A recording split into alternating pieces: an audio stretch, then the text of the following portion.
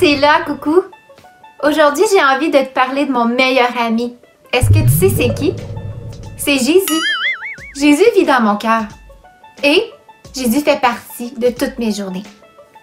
Moi, quand je parle à Jésus, je lui parle pareil comme je te parle à toi. Oui, oui. Quand je me lève le matin, je lui dis bonjour. Et je lui demande de faire partie de ma journée. Ensuite, tout au long de ma journée, je lui raconte tout. Je lui dis quand j'ai de la peine, quand je suis joyeuse. Et parfois, je lui dis même qu'est-ce que j'ai mangé pour dîner. Jésus, c'est mon meilleur ami et je l'aime tellement. Est-ce que tu sais pourquoi je suis capable de lui parler comme ça? C'est parce qu'il est mort sur la croix pour moi. Tu vois, avant que Jésus vienne sur la terre, les gens devaient faire plein de rituels. Ils devaient tout se laver pour être purs et ils devaient sacrifier un agneau ou un bœuf qui était sans défaut, qui était pur.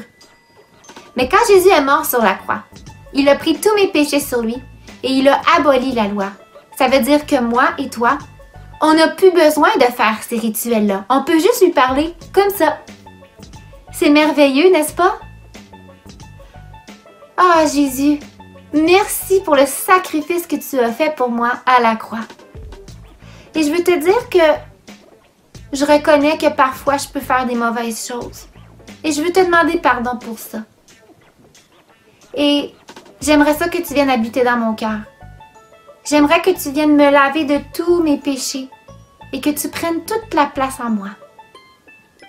Amen. Je te donne un petit défi, tu sais quoi? Ta prochaine journée, là, raconte tout à Jésus, tu vas voir. C'est vraiment amusant. À bientôt!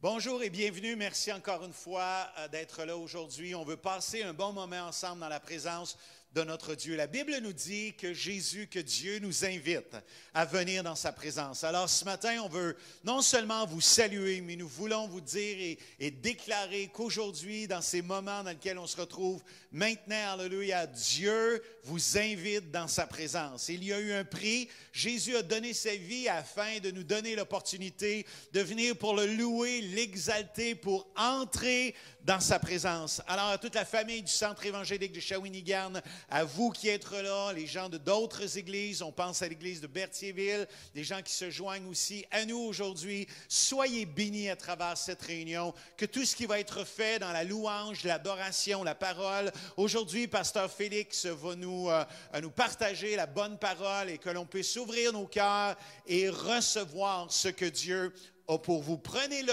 recevez-le comme un message de la part de Dieu pour votre vie, pour votre cœur. Et qu'à travers ce message-là, alléluia, nous puissions entendre le Saint-Esprit révéler des choses au plus profond de nos cœurs et de nos vies, qu'on puisse disposer nos vies en sa présence aujourd'hui. Dans un moment, on va aussi avoir Philou. Alors les enfants, préparez-vous et soyez bénis à travers Philou. On veut faire quelques annonces.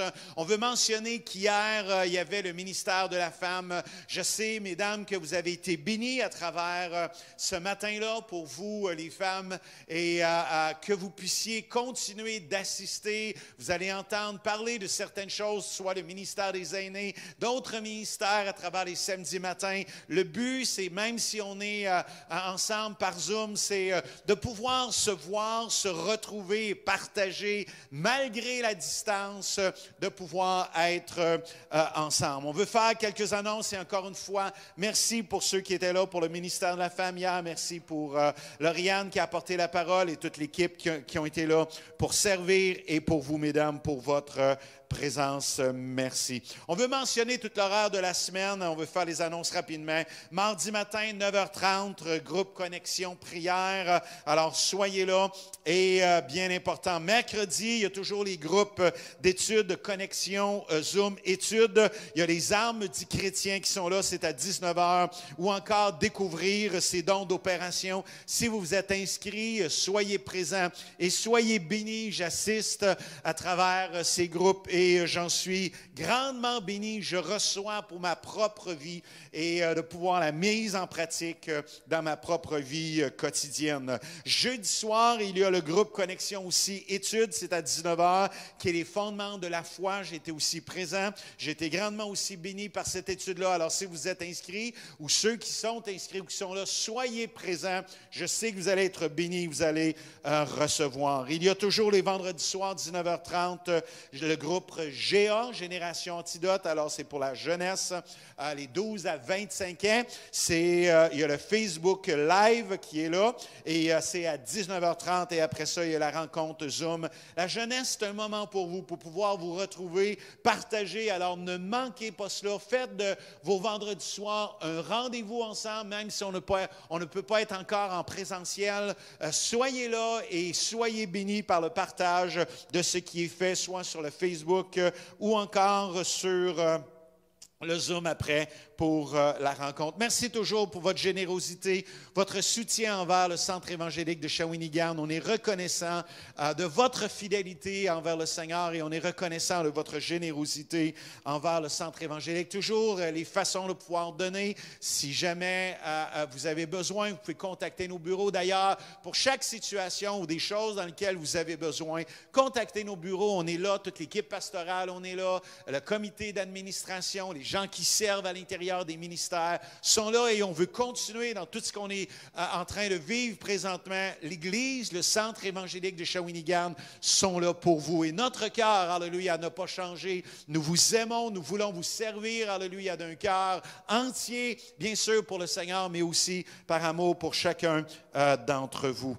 Alors, merci beaucoup. Avant d'aller plus loin et de voir Philou, on va prier ensemble pour cette réunion. Merci Seigneur pour le privilège que nous avons d'être ensemble. Merci de nous inviter aujourd'hui dans ta présence. Seigneur, que chacun d'entre nous, nous puissions saisir ces temps, ce moment, Seigneur, comme une invitation. Nous avons accepté cette invitation. Merci, alléluia, de vouloir nous faire du bien par ton Esprit Saint. Tu nous connais, chacun d'entre nous, là où nous sommes aujourd'hui. Visite chacun d'entre nous, que ce soit les enfants à travers Philou, que ce soit, Seigneur, la louange et l'adoration. Nous voulons élever nos vies, nos cœurs, élever nos voix, là où on est dans nos maisons ou à l'endroit où on se retrouve aujourd'hui pour écouter cette réunion, Seigneur, pour recevoir. Mais nous ne voulons pas seulement écouter, nous voulons être participants dans la louange et dans l'adoration. Reçois la louange et l'adoration de ton peuple aujourd'hui, de chaque personne qui sont là. Et Seigneur,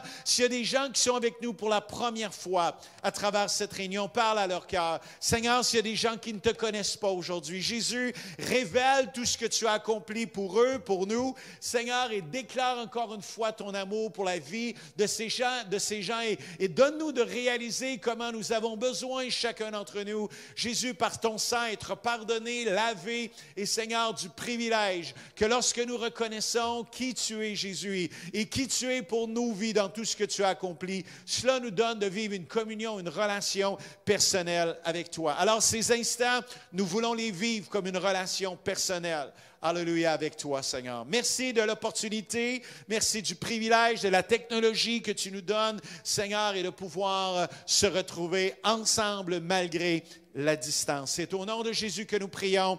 Amen et amen. Alors aujourd'hui, on veut vous souhaiter une bonne réunion. Soyez bénis, soyez participants à travers la louange, l'adoration et recevez, ouvrez vos cœurs, alléluia, pour recevoir la bonne et glorieuse parole de Dieu pour vous aujourd'hui. Bonne réunion.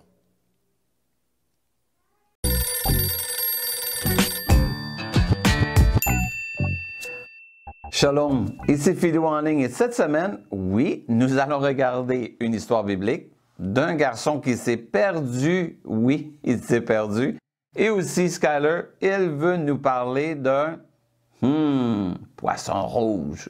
Es-tu prêt? Voici Skyler et les poissons rouges. Hey ho, es-tu prêt à voir des bulles?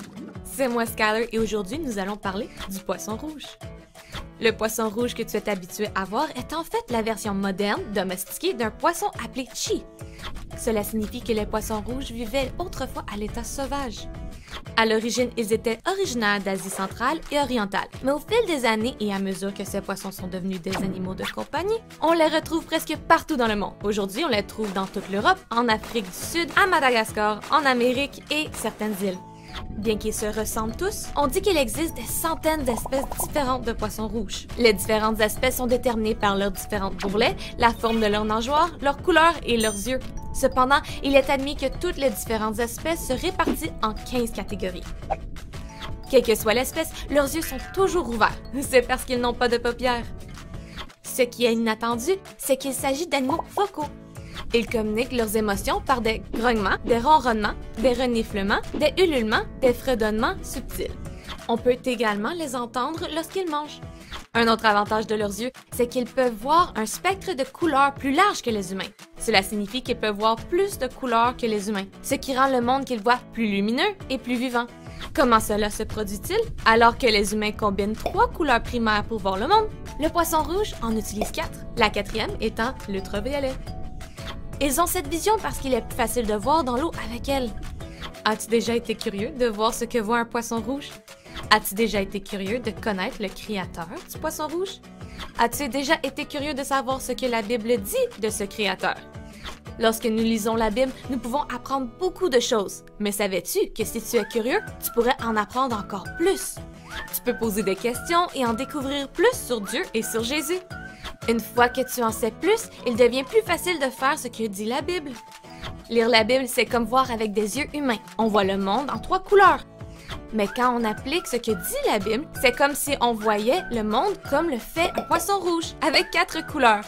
La Bible dit « Toute écriture est inspirée de Dieu et utile pour enseigner, pour convaincre, pour corriger, pour instruire dans la justice. » La lecture de la Bible enseigne ce qui est bien et ce qui est mal. Et puisque la Bible est inspirée par Dieu, chaque fois que tu ne comprends pas, tu peux simplement lui demander. Ainsi, lorsque tu lis la Bible, arrête-toi et prie. Tu as vu, le poisson rouge, lui, voit plus clair, mieux que les humains. Et oui, il voit même des couleurs que parfois qu'on a de la misère. Mais ça me rappelle, moi aussi, comment nous, on doit regarder les histoires de la Bible, mais pas de la même façon que des fois on fait tout simplement la lire. On doit regarder plus loin. Es-tu prêt? L'histoire d'un garçon qui s'est perdu, mais aussi parce qu'il parlait à des gens de Dieu. On le regarde ensemble.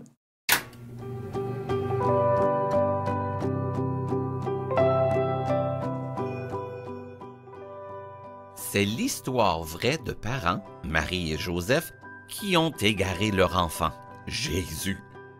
Chaque année, Marie et Joseph, ainsi que de nombreuses autres personnes, se rendaient à Jérusalem pour adorer Dieu au temple.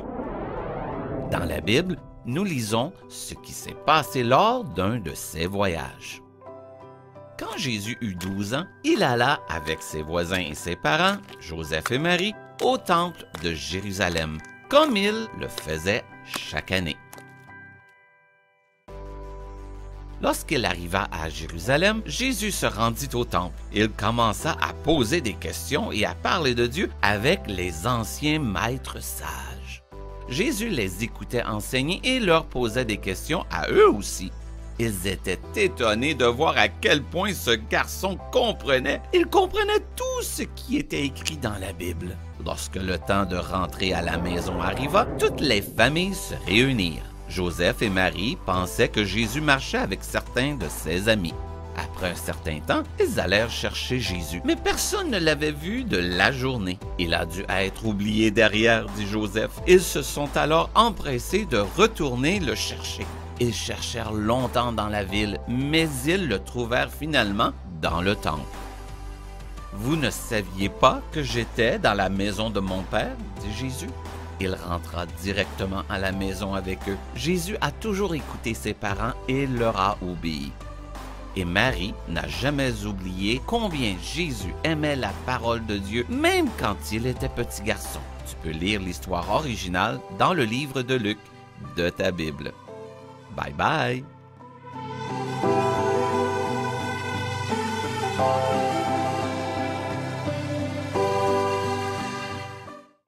Tu l'as deviné, c'est Jésus. Mais il n'était pas perdu. Ses parents l'avaient perdu, mais lui n'était pas perdu. Il était dans le temple en train de parler de Dieu, son papa dans le ciel. Il le connaissait. Comme nous, on doit apprendre à connaître notre papa dans le ciel et les histoires de la Bible qui nous aident à le connaître. En lisant, pas juste lire comme on lit, puis vite. Non, on pose des questions. Ah, tu es prêt pour la mission de la semaine? Cela va t'aider. Voici ta mission. Avec tes parents, tu vas choisir une histoire biblique que tu vas lire. Ensuite, tes parents vont te poser des questions pour voir si tu as bien compris. Et ensuite, on essaie de trouver quelque chose qu'on peut apprendre de l'histoire biblique et on ATP, on s'arrête et on prie. Alors c'est simple. Tu choisis une histoire biblique avec tes parents, tu la lis, tu réponds aux questions de tes parents et ensuite, ATP, on s'arrête et on prie. Bonne mission! Alors, c'est simple.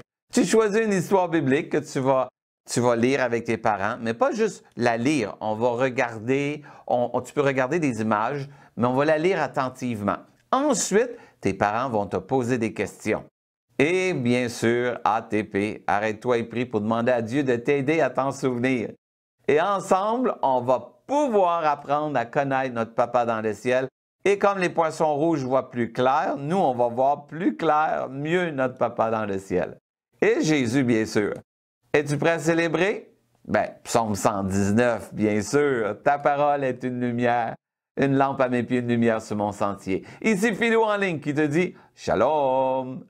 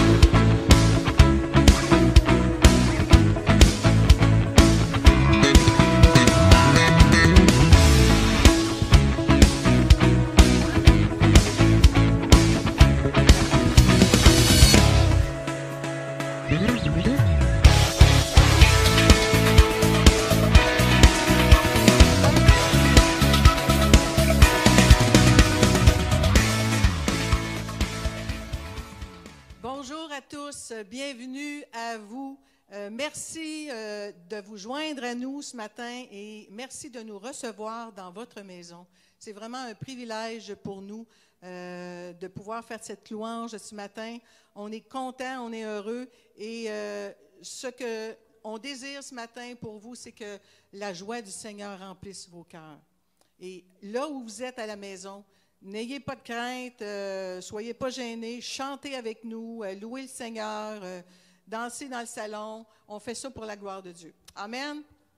Louons ensemble notre Dieu et on va commencer avec « De Jésus mon roi, j'élève la bannière. À toi la gloire. »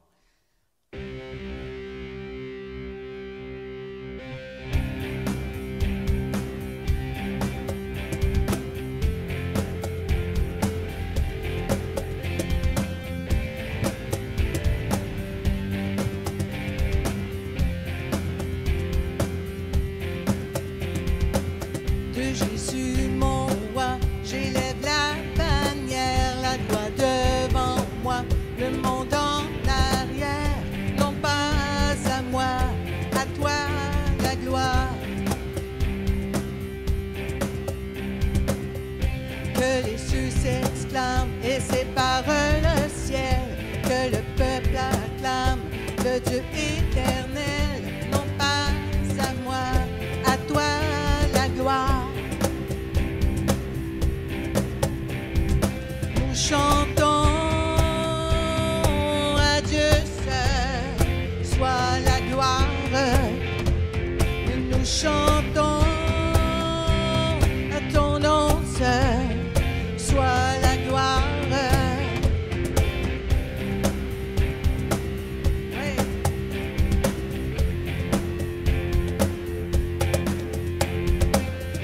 Mon cœur s'humilie devant ton trône. Pour te connaître, je m'abandonne, non pas à moi, à toi la gloire. Envoie ton Saint-Feu, embraser mon offrande pour que ma louange illumine ce monde, non pas à moi, à toi la gloire. Et nous chantons. Chantons à Dieu seul, soit la gloire. Et nous chantons à ton nom seul, soit la gloire. Toute la terre tremble, les montagnes chantent. À toi la gloire. Les vagues s'élancent dans la mer immense. À toi la gloire, tout l'univers entonne la prière. À toi la gloire, tes enfants dansent en ta présence. À toi la gloire, à toi la gloire, reçois la gloire.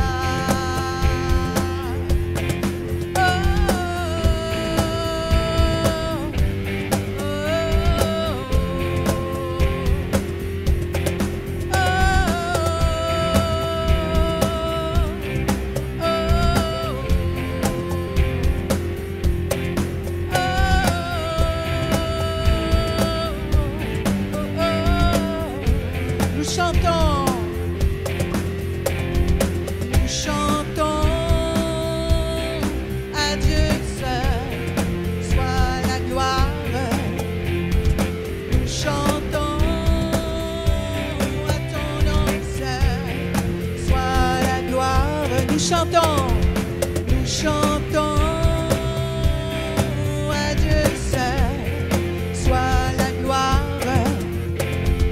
Nous chantons à ton nom seul, soit la gloire. Toute la terre tremble, les montagnes chantent. À toi la gloire. Les vagues s'élancent dans la mer immense.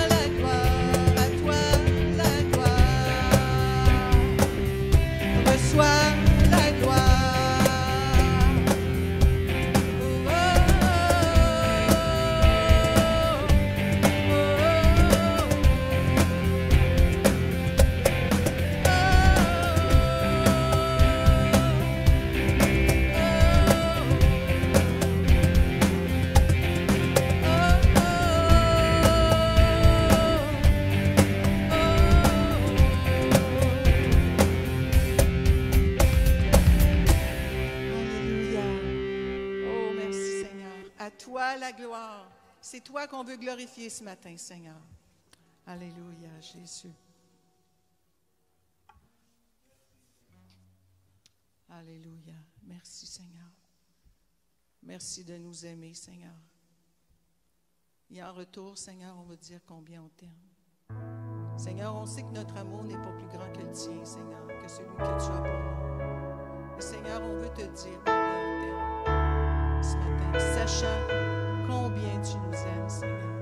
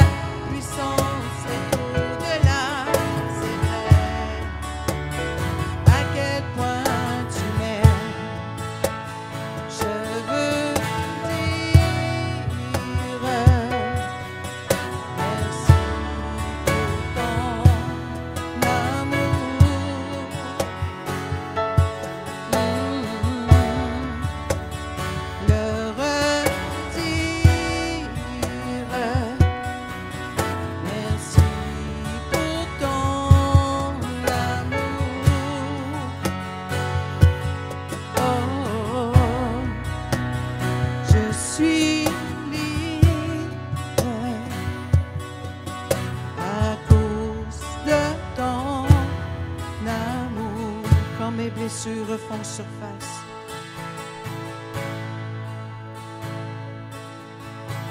Quand mes blessures font surface, tu m'environnes de ta grâce. Je sais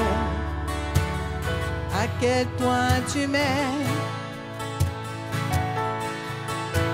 Quand l'amertume ternit ma voix, je me rappelle de la croix. Je sais à quel point tu m'aimes. Les montagnes ne sont rien pour toi, car ta puissance est au-delà. C'est vrai à quel point tu m'aimes. Je veux dire merci pour ton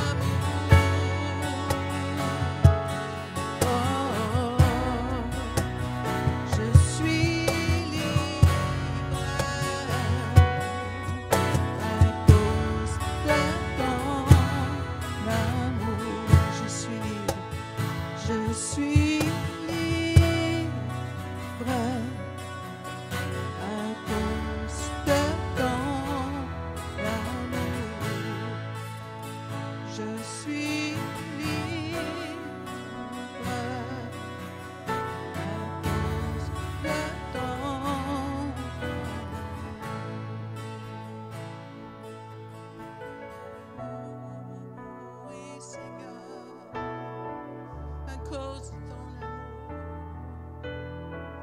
Oh Jésus,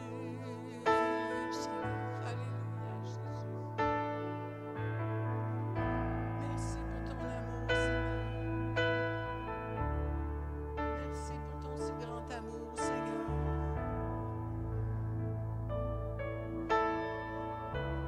Alléluia, Jésus.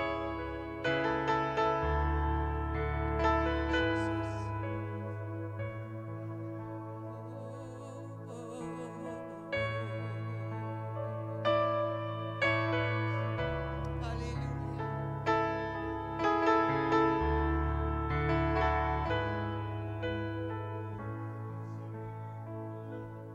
Jesus. Alléluia.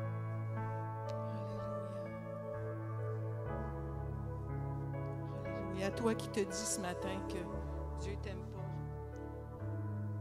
C'est pas vrai, Dieu t'aime. Dieu t'aime tellement.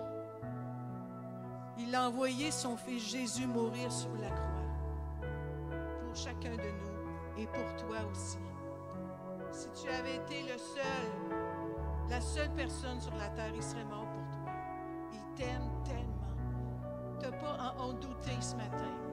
Dieu t'aime là où tu es, à l'endroit où tu es en ce moment. Il veut que tu saches qu'il t'aime et qu'il veut déposer des rêves en toi. Parce que le Seigneur veut que tu rêves. Parce qu'il a des beaux rêves pour toi. Il a des plans magnifiques pour toi. Il veut les déposer dans ton cœur. Crois en ce qu'il veut faire. Crois en son amour parce qu'il est véritable. Alléluia. Jésus.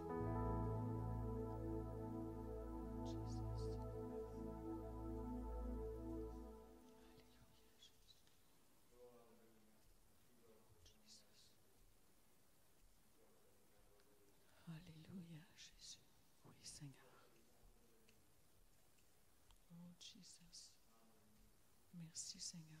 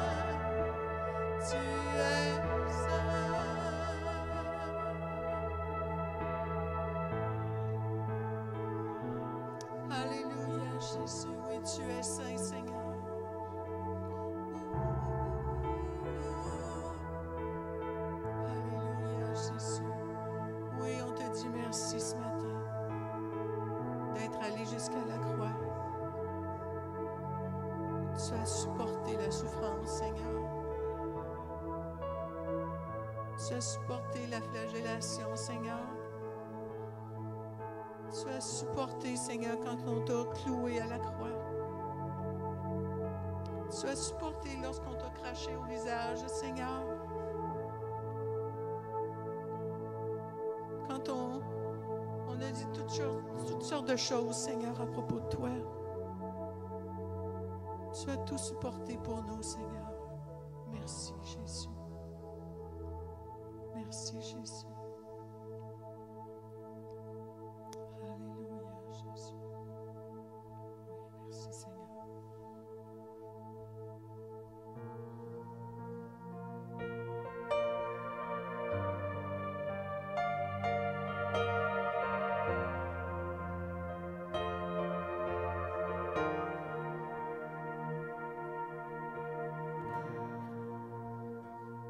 Montre-moi la voie, dis-moi où aller, où tu voudras, j'irai.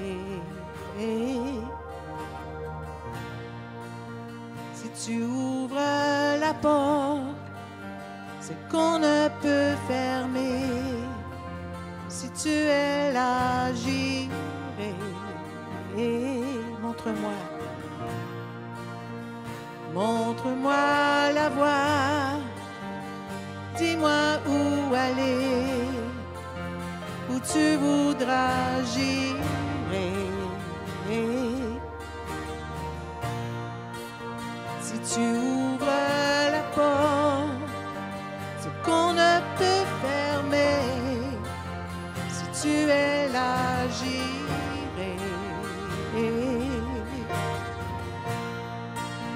Donne-moi le courage de quitter mon rivage et de marcher sur tes eaux. Le courage d'être libre et d'oublier le passé, le déposer à tes pieds, à tes pieds. Montre-moi la voie, dis-moi où aller, où tu voudras, j'irai.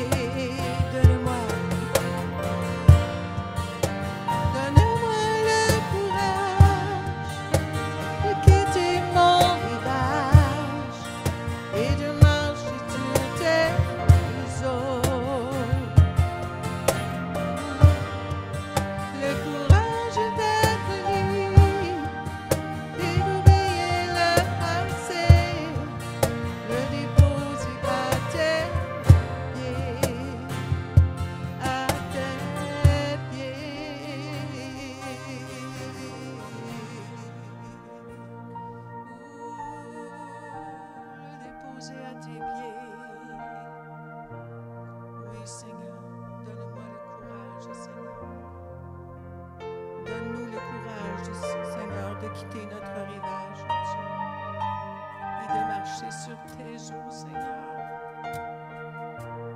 Oui, c'est ce qu'on veut, marcher sur tes eaux, Seigneur. Alléluia. Oh, Jesus.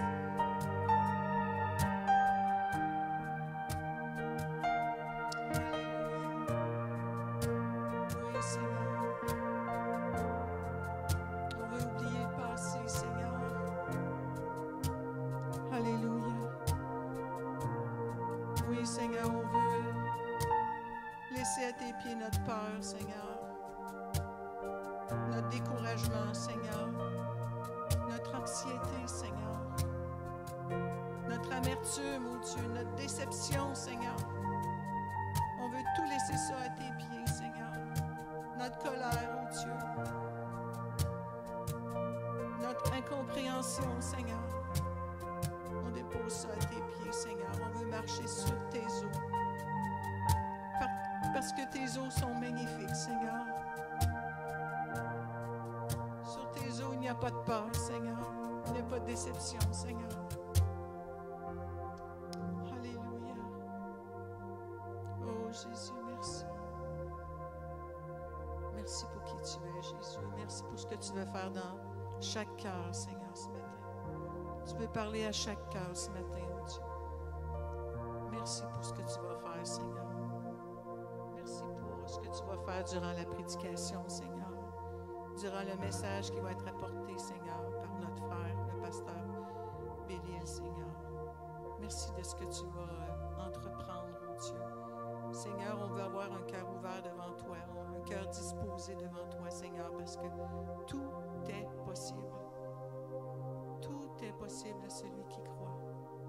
Ce qu'on pense impossible, Seigneur, ça l'est. Avec toi, Jésus. Amen. Bonjour, frères et sœurs. C'est vraiment un plaisir pour moi d'être avec vous encore ce matin. Quel beau chant, n'est-ce pas?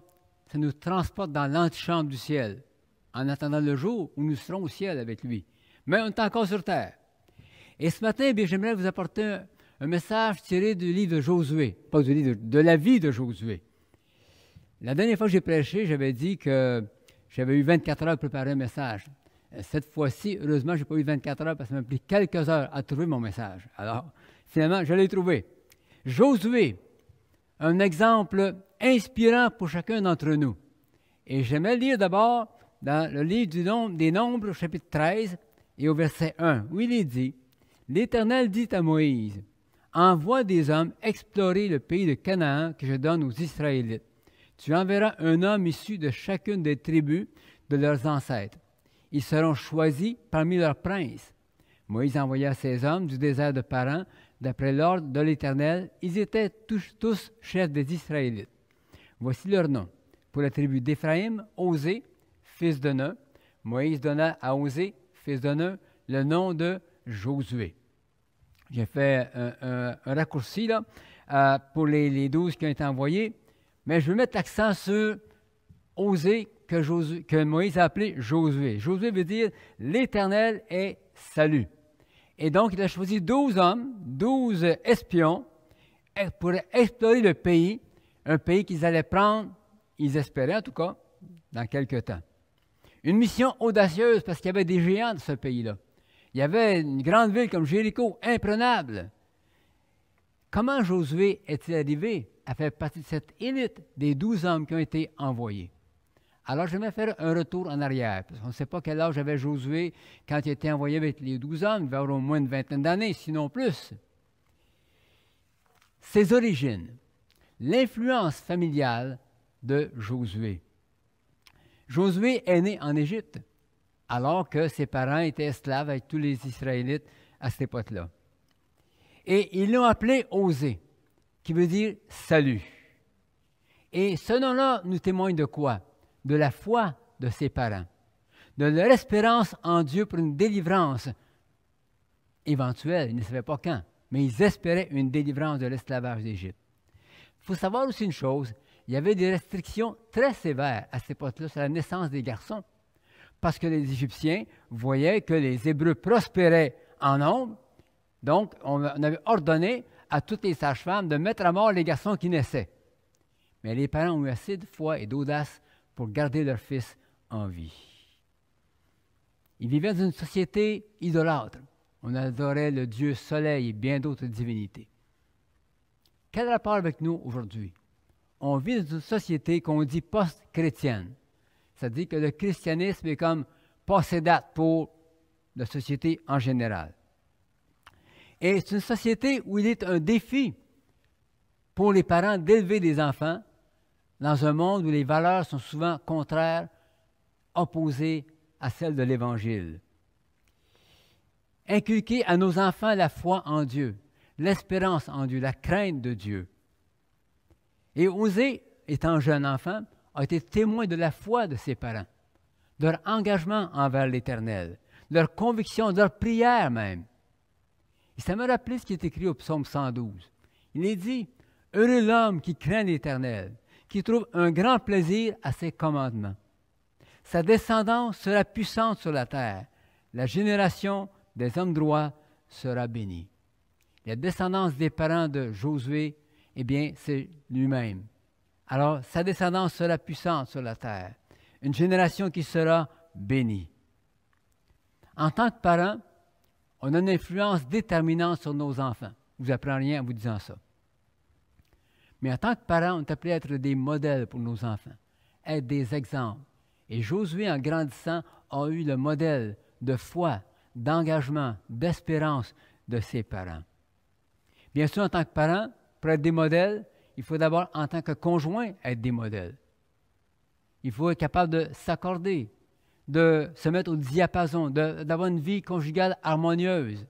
Dieu merci pour les outils que Dieu nous donne sa parole pour nous aider à vivre une vie de foi main dans la main. Un homme et une femme qui se respectent, qui s'estiment mutuellement, qui se comprennent, qui se pardonnent.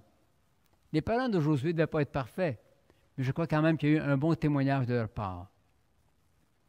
Témoignez à vos enfants de ce que Dieu fait dans votre vie, ou de ce qu'il a fait dans le passé. Des exaucements à vos prières, des petits miracles parfois aussi. C'est bon de dire que nos enfants sachent qu'est-ce que Dieu fait, comment il agit, des encouragements que Dieu vous donne par sa parole. Priez pour les besoins de la famille. Priez avec vos enfants. Quand ils sont tout jeunes, on prie avec eux. Quand ils sont adolescents, s'ils y consentent encore, on prie encore avec eux. Ou occasionnellement, en tout cas. Surtout en ces temps de pandémie où il y a tellement de restrictions, de contraintes. C'est bon d'avoir un temps avec nos enfants. En tant que parents, on n'est pas parfait. On est bien conscient de cela. On est conscient de nos lacunes aussi. Mais que nos enfants voient qu'on cherche à se comporter selon nos croyances. Vous savez, les croyances, ce ne sont pas celles qu'on dit avoir, mais celles qu'on met en pratique, celles qu'on démontre. Par exemple, comment est-ce que je parle des autres en présence de mes enfants? Est-ce que je dis du bien des autres ou si je dénigre les autres? Quelle attitude que j'ai face aux autorités? Les autorités de l'école, celles de la municipalité, celles du gouvernement. Comment est-ce que je traite mes voisins, qui parfois peut-être ne sont pas si agréables que ça? Comment est-ce que je considère ma parenté, proche ou éloignée? La façon dont on se comporte dans la maison avec nos enfants, ça va les influencer beaucoup. Il faut être conscient de cela. Que nos enfants soient témoins de notre conviction profonde et qu'on agit en fonction de cela. Et si on commet une faute, quel parent n'en commet pas, eh bien, sachons aussi nous excuser. Ça aussi, c'est être un modèle. Vous savez, quand mes enfants étaient petits et puis qu'ils se chicanaient, on disait, bon, excuse-toi. Bon, OK, m'excuse. Bon. Des fois, on n'est pas sûr que c'était toujours de très bon cœur, mais en tout cas, ils le faisaient. On leur apprendre cela. Mais en tant que parent, il faut être capable de reconnaître nos torts et de s'excuser aussi. En tant que grands-parents, dans ces temps de pandémie où est-ce qu'on est assez confinés, bien, on ne voit pas souvent nos petits-enfants, mais on peut prier pour eux. On peut leur parler au téléphone ou en ligne, c'est des choses qu'on peut faire, mais on peut avoir une influence. Timothée, il est dit que Timothée avait eu l'influence de sa grand-mère et de sa mère. Sa grand-mère avait un impact sur sa vie. En tant que grands-parents, on peut avoir un impact sur nos petits-enfants aujourd'hui encore. Mais Josué a aussi l'influence de sa tribu, la tribu d'Éphraïm. Eh bien, moi, je dirais que nous, on appartient à la tribu du centre évangélique de Shawinigan. À moins que ce soit d'une autre église, mais c'est bon pareil. Une église, c'est un lieu où est-ce que, normalement, il il y a 1 an, en tout cas, on venait régulièrement. Et puis, il y avait l'école du dimanche pour les enfants. Il y a les ministères de jeunesse qui ont lieu chaque semaine, comme le pasteur Jean-Claude a annoncé encore ce matin. Mais il y a une influence certaine sur nos jeunes au sein de l'Église. Et ça, c'est important. Même s'ils viennent 1 fois par semaine, ou qui sont en ligne, comme ce matin, qui peuvent s'entendre, Philou et d'autres, ça a une influence sur eux, ça. C'est un stimulant pour leur foi. Il y a un apprentissage de la foi ensemble, de prier les uns avec les autres, de s'exhorter à l'occasion aussi, d'entendre des messages. Alors l'Église est importante, qu'ils y appartiennent. Ça, même si des fois ils sont là, mais on n'est pas trop sûr sur le tout cœur, mais ils sont là un peu quand même. Qui sait l'influence, l'impact que ça peut avoir sur leur vie? Et je dirais qu'en tant que chrétien de longue date, si vous êtes sauvés depuis 10 ans, 20 ans, 30 ans, vous pouvez être des modèles pour eux. L'apôtre Paul a dit, soyez mes imitateurs. Je crois que chacun de nous, en tant que croyants qui avons une expérience de vie chrétienne, on peut dire certainement, sois mon imitateur. Fais comme moi. Je suis un modèle pour toi. Ce n'est pas d'être parfait, mais d'agir en fonction de ce qu'on croit et de ce qu'on doit être devant le Seigneur. Les nouveaux convertis nous observent, frères et sœurs. Et des fois, les moins nouveaux convertis nous observent aussi. Je me souviens quand j'étais à Drummondville, quand je me suis converti, eh bien moi, les chrétiens, je les découvrais. Alors, j'étais tellement content de découvrir des croyants qui avaient une foi solide en Dieu, puis je les gardais, je les observais, et j'ai beaucoup appris d'eux. Quand j'étais étudiant au collège biblique, j'étais encore un jeune converti, je suis sauvé depuis 2 ans seulement, les enseignants qui étaient des pasteurs ont eu un grand impact sur ma vie parce que non seulement par leurs enseignements, mais par leur vécu, leur caractère, on observe les autres et on apprend des autres aussi. Et Josué allait apprendre de Moïse. Josué qui est dit serviteur de Moïse. C'est mon 2e point ce matin, sa formation. Au livre de l'Exode, il est dit que les Amalécites sont venus combattre Israël à Réphidim. Alors Moïse dit à Josué, « Choisis-nous des hommes, sors et combats les Amalécites. Demain, je me tiendrai au sommet de la colline, le bâton de Dieu dans la main. » Josué se conforma à ce que lui avait dit Moïse pour combattre les Amalécites. Quant à Moïse, Aaron et Hur, ils montèrent au sommet de la colline. Sa formation. Josué s'est placé sous l'autorité de Moïse. C'est bon de savoir qu'on est sous une autorité et de collaborer de bon cœur avec l'autorité. Et il s'est soumis à cette autorité-là. Se soumettre à une autorité qui est sensée, qui n'est pas abusive, intelligente. Il a collaboré au ministère de Moïse. Il est allé combattre, comme Moïse lui a dit. Il a appris à faire confiance à Dieu dans le combat.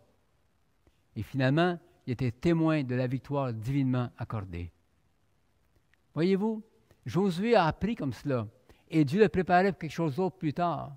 Mais apprendre dans ce qui nous est confié maintenant, les petites choses.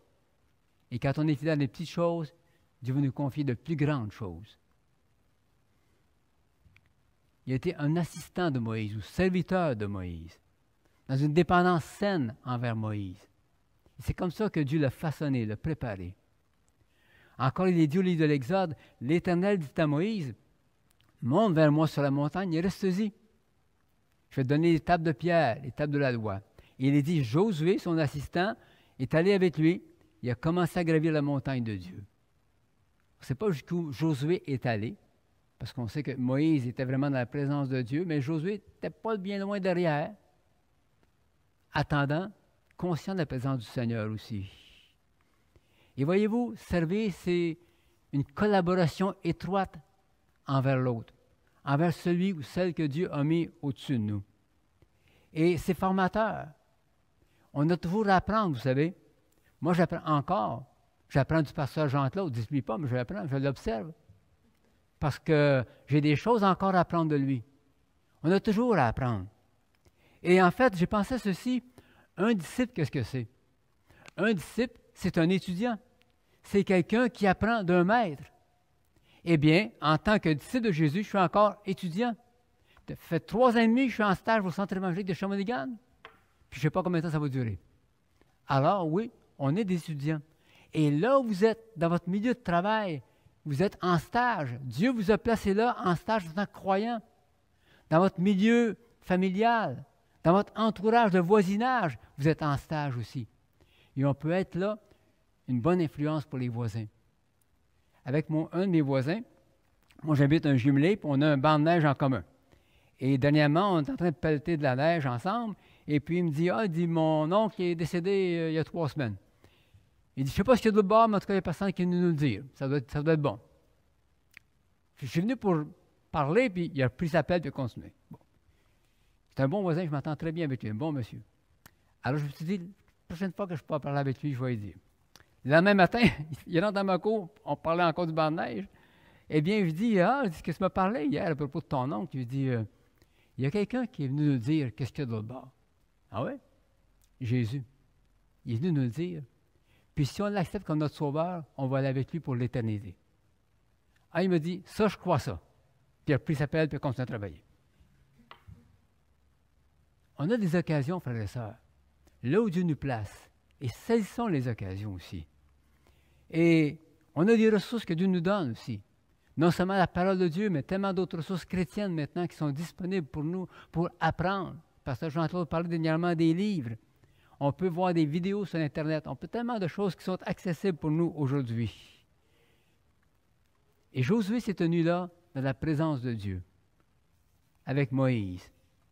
Il est dit, lorsque Moïse avait pénétré dans la tente, la colonne de nuée descendait, parce que Moïse est redescendu de la montagne, mais il y avait une tente de la rencontre. Et lorsque Moïse rentrait dans la tente de rencontre, la colonne de nuée descendait et s'arrêtait à l'entrée de la tente. Et l'Éternel parlait avec Moïse. Tout le peuple voyait la colonne de nuée s'arrêter à l'entrée de la tente, et tout le peuple se levait et adorait, chacun à l'entrée de sa tente. Écoutez bien ce qui suit maintenant. L'Éternel parlait avec Moïse face à face comme un homme parle à son ami. Puis Moïse retournait au camp, tandis que son jeune assistant Josué, fils de Nun, ne sortait pas de la tente. Il était privilégié. Il entrait dans la tente de la rencontre avec Moïse, qui était face à face avec Dieu, qui parlait à Dieu, était témoin de cela. Et quand Moïse partait, Josué restait. Est-ce parce que Moïse lui demandait, ou parce qu'il voulait demeurer de lui-même, on ne sait pas. Mais qu'est-ce qu'il pouvait faire dans la tente? Je présume qu'il devait prier. Peut-être méditer sur cette rencontre que Moïse a eue avec Dieu et que lui en était témoin. Méditer sur la parole de Dieu. Attendre, écouter, chercher la face de Dieu. Et voyez-vous, on est invités nous aussi à entrer dans la tente de rencontre. C'est où la tente de rencontre? C'est chez nous, notre salon, notre sous-sol, notre chambre à coucher, un endroit où on se met à part avec Dieu. Jésus dit quoi? Quand tu veux prier, entre dans ta chambre, ferme ta porte, et ton Père qui va dans le secret te le rendra. Où est Dieu? Là, dans ma chambre. Le lieu secret. Dieu est là pour nous rencontrer. Il veut qu'on mette un temps à part avec lui. Qu'on ouvre la Bible peut-être pour lire quelques versets, un chapitre. Un temps pour louer le Seigneur, comme on a fait ce matin. Un temps pour le prier. Dieu sait que des besoins, on en connaît, pour nous-mêmes et pour d'autres. Un temps pour le remercier. Un temps pour l'écouter aussi. Ça, c'est peut-être l'aspect plus difficile.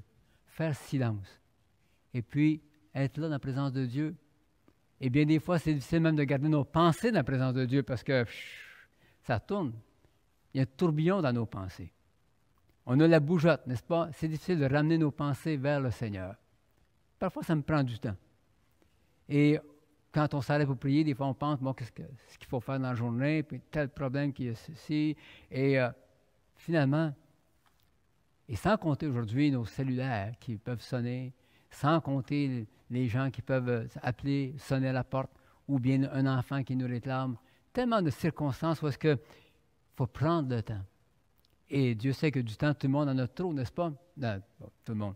Les gens comme moi peut-être, mais ceux qui travaillent n'en ont pas autant. Mais un temps pour chercher Dieu. On a des témoignages de cela, par exemple, Isaac.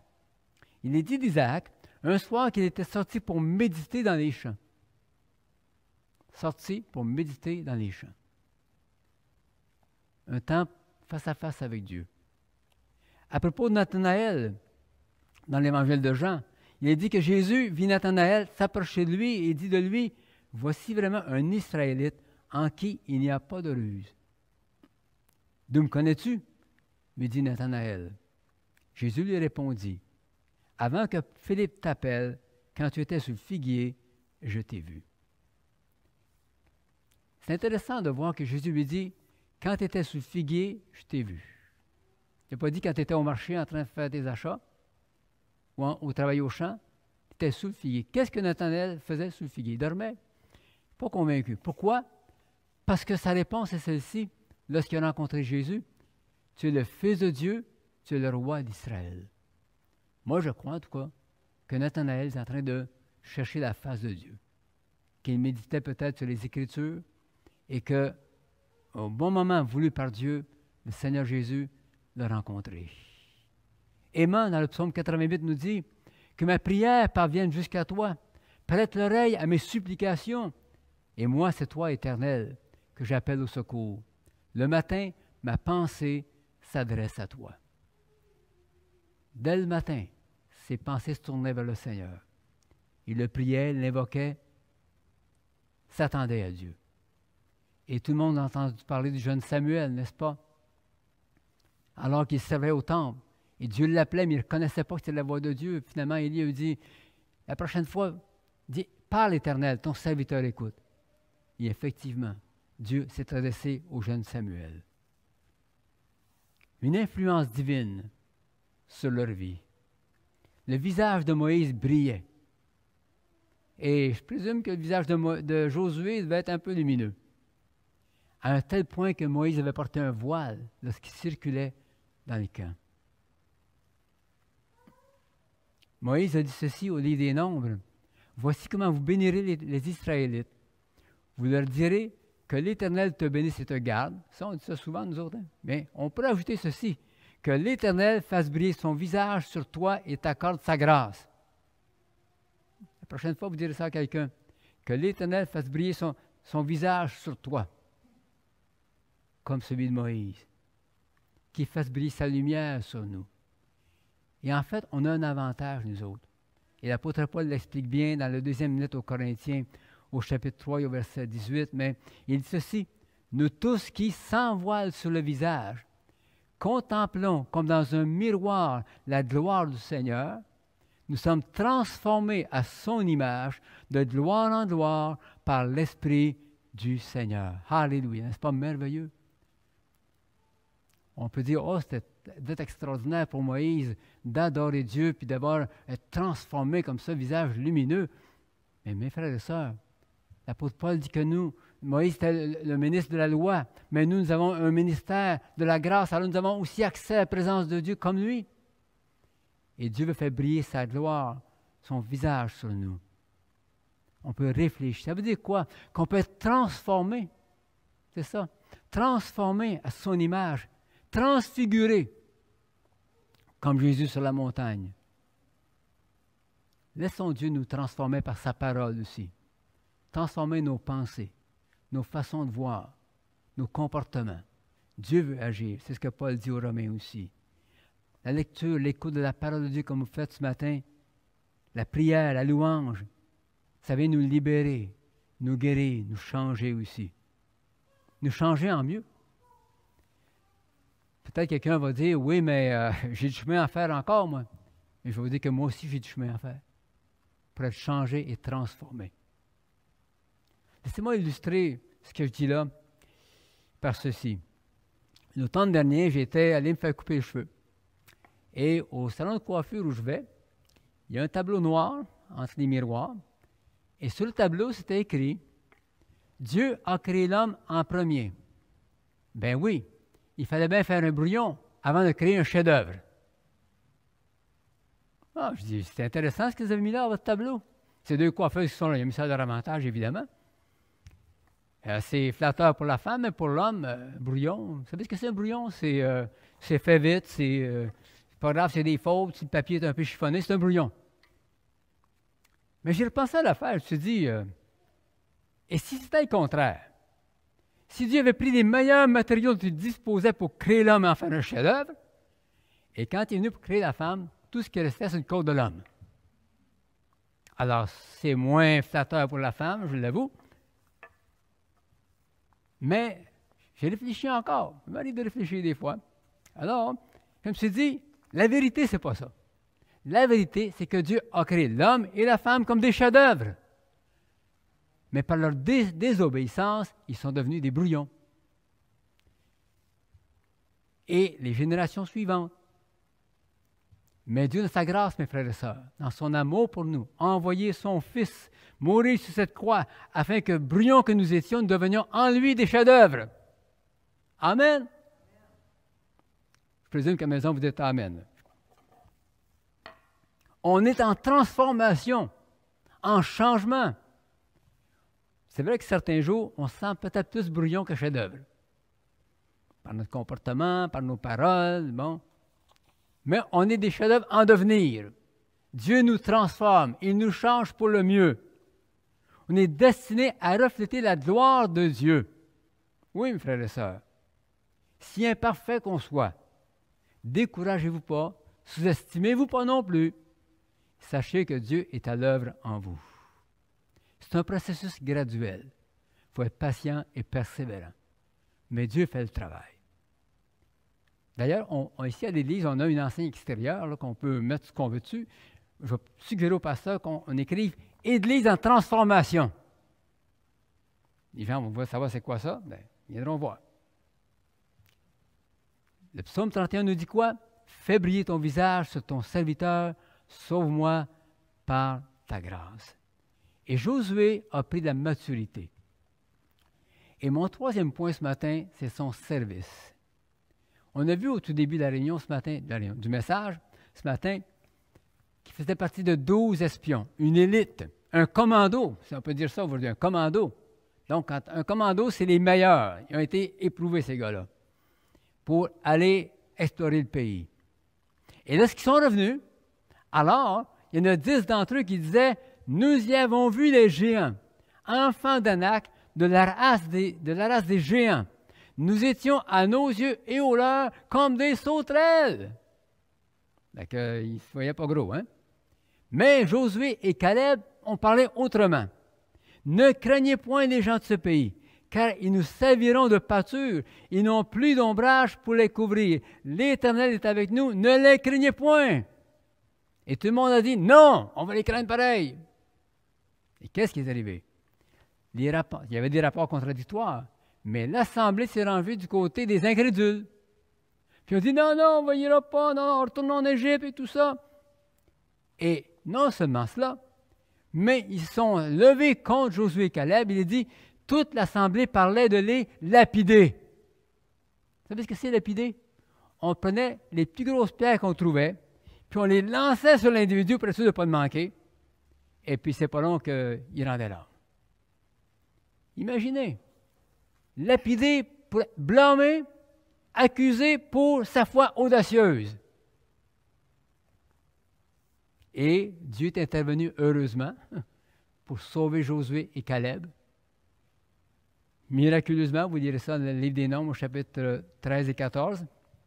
Alors, Dieu est intervenu, et finalement, eh bien non, ils n'ont pas lapidé, mais il a dit aux enfants d'Israël, pour les 40 jours qui ont été explorés, 40 ans au désert. La génération d'incrédules ne rentrera pas dans le pays promis. Mais j'ai réfléchi à la chose. Le lendemain de ça, on a voulu lapider Josué. Il vivait encore dans le même camp. Je présume qu'en circulant, il a dû croiser quelques personnes qu'il a reconnues qui parlaient de lapider. Quel était l'état du cœur de Josué face à ces gens-là? C'était après tout... Maintenant, les 40 ans qui s'en venaient, là, c'est de leur faute, à cause de leur incrédulité. Le pays promis était à portée de main, puis on refusait d'y aller. Comment était Josué dans son cœur? Est-ce qu'il était mécontent? Déçu? Sûrement qu'il devait être déçu. Est-ce qu'il était en colère contre ces gens-là? Il était-tu frustré? Amer? On ne sait pas quels ont été ses états d'âme. Moïse n'en parle pas. Ou bien alors, il aura immédiatement ou très peu de temps après pardonné complètement, et je présume qu'il l'aura pardonné. Parce que comment l'Esprit de Dieu aurait-il pu continuer d'agir dans le cœur de Josué, de le former, de le transformer, s'il avait gardé en lui l'amertume, du mécontentement, la colère? Sinon, il aurait attristé le Saint-Esprit. Et à la fin du livre des Nombres, vers la fin, il est dit, Josué, c'est un homme en qui réside l'Esprit. C'était vers la fin des 40 ans. Mais Josué n'a pas attendu 40 ans pour pardonner, je suis convaincu de ça. Il a appris aussi à pardonner. Mais ma question est celle-ci. Comment est-ce que je réagis face aux offenses? Comment est-ce que je réagis face à des gens que je connais qui vont me blesser? Est-ce que je vais me refermer? Est-ce que je vais les éviter? Bouder? Être en colère contre eux? Frustré?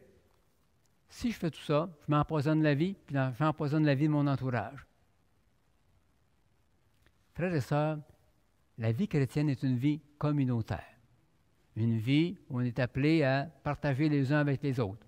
Actuellement, on partage moins en personne, mais on partage quand même beaucoup en ligne. Puis, on se téléphone et puis, bon, une vie communautaire. On est appelé à développer, à entretenir des liens solides entre nous. Et à long terme.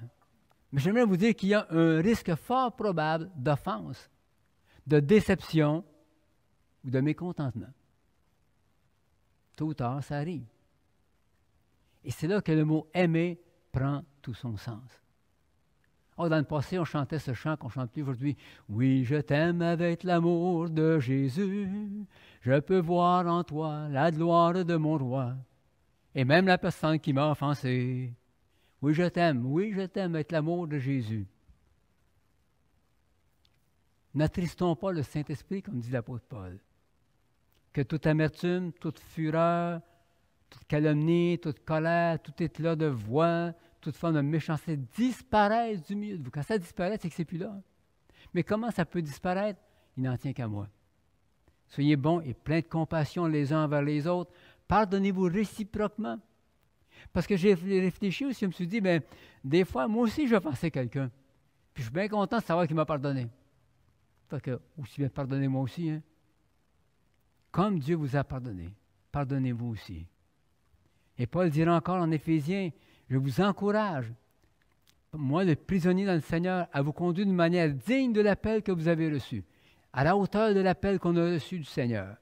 En toute humilité et douceur, avec patience, supportez-vous les uns les autres dans l'amour. Efforcez-vous de conserver l'unité de l'esprit par le lien de la paix.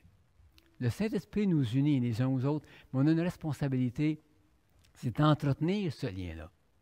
Ça, c'est la nôtre. Comment? Humilité, douceur, patience, compréhension, acceptation, estime mutuelle. Et Josué s'est conduit de cette manière-là. J'ai un quatrième point ce matin. Son onction. Un homme en qui réside l'Esprit, nous dit le livre des Nombres. À cette époque-là, le Saint-Esprit était déversé sur les conducteurs, les sacrificateurs, les rois, les prophètes. Pour nous, alors que maintenant nous sommes sous la grâce de Dieu dans l'Évangile, eh bien, le Saint-Esprit est promis à tous ceux qui croient. Recevez le Saint-Esprit. C'est ce que Jésus a dit. J'enverrai sur vous ce que mon Père a promis. Quant à vous, restez dans la ville jusqu'à ce que vous soyez revêtus de la puissance d'en haut. Le Seigneur vous a accordé sa puissance aussi. Jean baptisé d'eau, dans peu de jours, vous serez baptisés du Saint-Esprit. Je vais vous encourager à rechercher le Saint-Esprit dans cette puissance qu'il veut nous accorder. À vous attendre à cela comme les disciples l'ont attendu avant la Pentecôte. Ils ne savaient pas quand ça arriverait. Ils attendaient, dans la chambre haute, tous les jours, seulement quelques heures par jour, en prière. Et au jour de la Pentecôte, c'est arrivé. C'est arrivé d'une façon tout à fait inattendue, crois que Jésus avait mis la puce à l'oreille parce qu'il avait dit en mon nom, ils parleront de nouvelles langues. Et ce jour-là, ils ont parlé des langues étrangères. Un don du Saint-Esprit. Ce qu'il faut, le recevoir simplement, comme des enfants. Soyez persévérants, frères et sœurs. Et Dieu va vous revêtir de cela. Peut-être demander à un frère, une sœur qui est déjà baptisé d'esprit de prier avec vous au téléphone, en ligne, ou chez lui, mais de prier avec vous. Le Saint-Esprit est un compagnon de route qui veut nous accompagner sur le chemin. Pour certains, le parler en langue peut être parfois un peu bizarre. Qu'est-ce que ça vient faire dans la foi, ça? Mais Paul dit, celui qui parle en langue ne parle pas aux hommes, mais à Dieu, car personne ne le comprend, et c'est en esprit qu'il dit des paroles mystérieuses, des paroles cachées à mon intelligence, mais que Dieu comprend. Et c'est ce que les disciples ont fait le jour de la Pentecôte, puis il y a eu d'autres expériences aussi semblables dans le livre des Actes des Apôtres. Mais j'aimerais vous lire aussi ce que Paul dit aux Corinthiens, encore une fois. En effet, si je prie en langue, mon esprit est en prière, mais mon intelligence est stérile. Je ne comprends pas ce que je dis, mais je suis en prière. Et Paul dit quoi? Je prierai avec mon esprit, et je prierai aussi avec mon intelligence. Je chanterai avec mon esprit, je chanterai aussi avec mon intelligence. On voit que Paul fait la place pour les deux. Et dans notre culte personnel, il y a une place pour les deux aussi. Pour un temps où est-ce que, sans comprendre ce que je dis, je peux être en louange, en esprit, en d'autres langues. Je peux être en intercession, en d'autres langues aussi. Dieu nous donne cela, frères et sœurs, pour nous édifier, nous fortifier, parce qu'il faut se rappeler une chose. En tant que croyant, et on le voit le mercredi soir dans la série sur les armes du croyant, eh bien, qu'on est engagé dans un combat spirituel, qu'on a des puissances célestes. C'est ce que Paul dit aussi aux Éphésiens. Des puissances réelles. Et on a besoin de la puissance du Saint-Esprit pour faire face à cela et les repousser, résister à ces puissances-là. Jésus veut nous équiper aussi du Saint-Esprit. Faites comme Jacob. Jacob a dit quoi? Je ne vais pas te laisser aller tant que tu ne m'auras pas béni. Alors qu'il luttait avec l'ange de l'Éternel, je ne vais pas te laisser aller. Alors dites, Seigneur, je ne vais pas te laisser aller tant que je n'aurai pas été baptisé du Saint-Esprit. Et vous allez voir, ça va arriver. Soyez simples comme des enfants. Dieu vous le promet, ça va être pour vous autres aussi. Je vais inviter les musiciens à venir maintenant, si vous voulez bien. Le grand défi pour Josué l'attendait. On n'ira pas plus loin ce matin, mais on sait qu'à partir du livre de Josué, on voit là qu'il s'apprête maintenant à traverser le Jourdain déjà. C'est un défi. Prendre la ville de Jéricho, conquérir le pays. Mais ça, c'est ça pour une autre fois. Le grand défi pour Josué. Mais ce que je veux qu'on retienne ce matin du message, c'est ceci. Ses parents ont eu une influence déterminante sur sa vie, par leur foi, leur conduite, leur conviction. En tant que famille, en tant que parents, vous pouvez avoir une influence déterminante sur vos enfants. En tant que grands-parents, sur vos petits-enfants. Dieu nous appelle aussi à cela. Josué a une formation à servir, une attitude, une bonne attitude envers Moïse et ses supérieurs. Il a collaboré avec eux. Collaborons avec ceux avec qui on sert. Soyons de bons serviteurs. Il a appris dans la fraternité aussi. La fraternité n'est pas toujours facile. Parfois, il y a des petites choses qui accrochent. Mais mes frères et sœurs, on est encore des membres de la même famille. On reste ensemble. On veut se souder les uns aux autres. On veut collaborer ensemble. Et souvent, la plupart du temps, c'est une joie de collaborer ensemble. C'est un plaisir même. C'est un privilège. Mais si survient quelque chose, prenez pas une distance face à la famille. Prenez pas une distance face au service. Persévérez. C'est une façon dont Dieu fait pour nous transformer, pour nous changer. Et cela, bien, vous savez, on ne change pas toujours quand tout est facile. Non? C'est comme cette dame, Corrie ten Boom, qui disait « Les leçons les plus utiles de ma vie, je les ai apprises dans les classes les plus difficiles. » Elle a été détenue 9 mois dans un camp de concentration en Allemagne. Elle a appris des choses difficiles, là, mais qui ont été utiles pour sa vie. Alors oui, parfois, dans le service de Dieu, il y a des choses qui sont difficiles, mais persistons. Vous savez, les disciples n'ont pas toujours la vie facile. Dans la barque, la tempête s'est levée, là, ça brassait pas mal. Il a même eu peur de perdre la vie. Alors, il y a des situations de la vie qui vont être éprouvantes. Persévérons avec Dieu. Tenons ferme. Il va nous garder.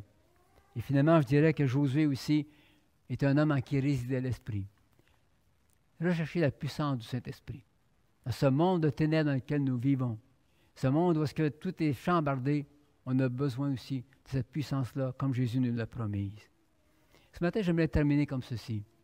J'aimerais que si vous êtes en couple à la maison, peut-être vous lever là où vous êtes et puis prendre la main de votre conjoint ou conjointe.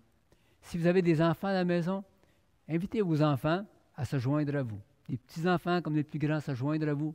Ce ne sera pas bien long pour les petits-enfants, ça ne va pas que ce soit trop long, mais invitez-les à se joindre à vous maintenant en vous tenant par la main en famille.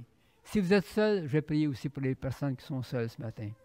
J'aimerais vraiment que Dieu puisse nous rencontrer là où nous sommes, en tant que famille, d'abord, en tant que personne seule, mais en tant que famille de Dieu, en tant que membre de la tribu du Centre évangélique de Shawinigan. Nous sommes des frères et sœurs dans la foi. Alors, Seigneur, ce matin, je te prie en particulier d'abord pour les couples. Oui, Seigneur, cette relation si privilégiée qu'un homme et une femme peuvent avoir l'un avec l'autre. Seigneur, c'est pas qu'un est un chef-d'œuvre et l'autre est un brouillon, mais les deux sont en train de devenir des chefs-d'œuvre à nouveau en toi. Seigneur, oui, puisses-tu les soutenir, les fortifier, les aider à s'apprécier, à s'estimer, à se pardonner aussi à l'occasion, à régler toute situation qui peut être conflictuelle, et Seigneur, à marcher dans l'harmonie l'un avec l'autre, comme ils sont main dans la main, qu'ils regardent dans la même direction, avec un même cœur, oh Dieu. Oui, je te prie, Seigneur, qu'il n'y ait rien qui vienne séparer, qui vienne faire une distance entre eux ce matin. Mais au contraire, oh mon Dieu, que, Seigneur, que leur lien soit soudé davantage encore, comme tu veux qu'il soit. Je vais te prier pour les familles aussi, Seigneur, pour les enfants. Ces enfants, Seigneur, dont on s'efforce en tant que parents de donner un exemple. Je te prie de les aider, Seigneur, d'ouvrir leur cœur. Seigneur, un petit enfant peut te connaître comme son sauveur, comme un grand. Mais Seigneur, puisses-tu les bénir, ces enfants-là, oh Dieu, leur faire du bien, les aider dans leur lutte aussi, leur conflit peut-être à l'école avec des amis, des situations parfois de stress qu'ils vivent. Je te prie, Seigneur, de les secourir aussi. Et Seigneur, de leur donner, oh mon Dieu, toujours une conscience de ta présence dans leur vie. De les aider, Seigneur, à être de bons enfants, soumis à leurs parents aussi, afin que la famille puisse grandir ensemble dans l'harmonie et la paix. Et je vais te prier, Seigneur, ce matin encore, oh Dieu, pour les personnes qui sont seules. Oui, Seigneur, que dans leur fort intérieur, ils sachent que tu es là. Seigneur, oui, tu es présent, oh Dieu. Seigneur, que leur maison soit un lieu de rencontre avec toi, un temps de tête à tête avec toi, afin que la solitude ne pèse pas trop, Seigneur, mais qu'au contraire, qu'ils aient une joie qui vient de toi, oh Dieu, de ta présence dans leur vie. Oui, Seigneur, dirige-les, Seigneur. Aide-les, Seigneur, dans leur lutte personnelle aussi, dans leur lutte qui les concerne individuellement. Aide-les, Seigneur, à prendre les victoires qu'ils ont à prendre. Aide-les, Seigneur, aussi vraiment à développer de bonnes relations, ne pas se replier sur eux-mêmes, mais de bonnes relations avec des frères et sœurs et avec leur entourage aussi. Oui, Seigneur. Merci, ô Dieu Tout-Puissant, pour ton Esprit Saint. Merci, Seigneur, vraiment de ce que tu nous accompagnes aussi. Ce privilège que nous avons de te considérer, te regarder au travers d'un miroir, afin d'être changé et transformé. Oui, c'est en ton nom que je prie, Seigneur. Amen. Amen, Seigneur. J'aimerais ce matin qu'on chante à nouveau le dernier chant qu'on a chanté. Donne-moi le courage, Seigneur, de quitter mon rivage. Le rivage, vous savez, c'est pas trop de changer de place, mais parfois de quitter un certain comportement, une certaine façon d'agir pour adopter quelque chose de mieux. Se laisser changer par le Seigneur. Je vous invite à chanter avec nous encore aujourd'hui et que Dieu puisse vous bénir abondamment dans cette semaine qui vient. Soyez conscients de sa présence. Je laisse sa place à nos musiciens et à Hélène.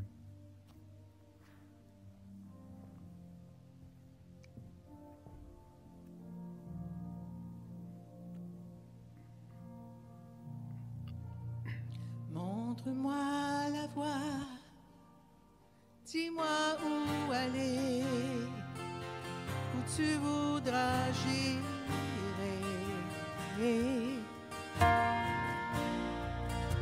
Si tu ouvres la porte, c'est qu'on ne peut fermer.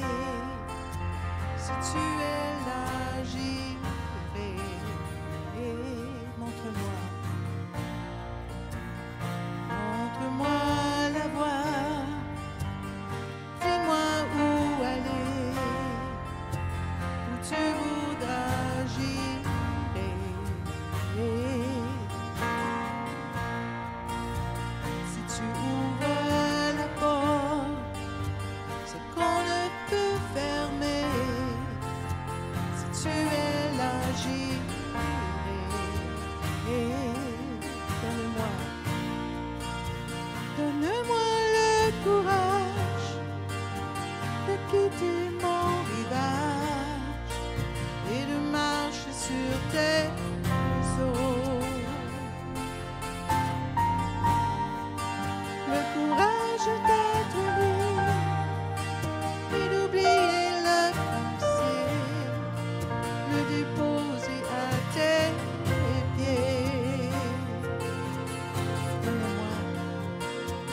Donne-moi le courage de quitter mon rivage et de marcher sur tes eaux. Le courage d'être libre et d'oublier le passé, de déposer à tes pieds, à tes pieds.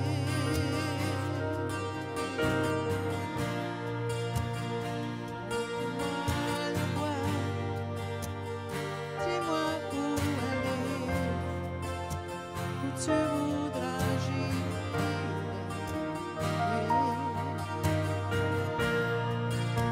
Si tu ouvres la porte, c'est qu'on ne peut fermer. Si tu es là, j'irai. Donne-moi le courage de quitter mon rivage et de marcher sur tes eaux. Le courage d'être libre et d'oublier le passé, de déposer à tes pieds. Donne-moi le courage de quitter mon rivage et de marcher sur tes eaux.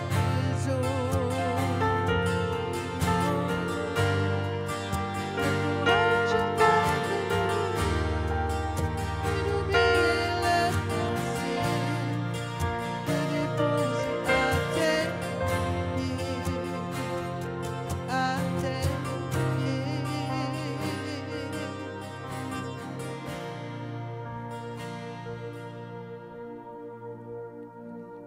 Merci Seigneur. Alléluia Jésus. Oui, à tes pieds Seigneur. Merci Jésus.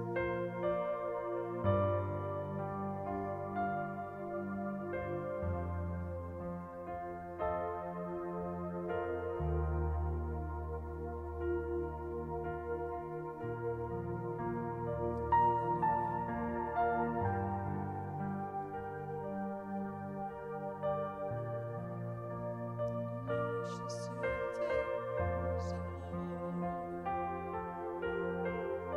eaux. Le courage d'être libre et d'oublier le passé, de déposer à tes pieds. Donne-moi le courage de quitter mon rivage et de marcher sur tes eaux. Le courage d'être libre et d'oublier le passé, le déposer à tes pieds, à tes pieds.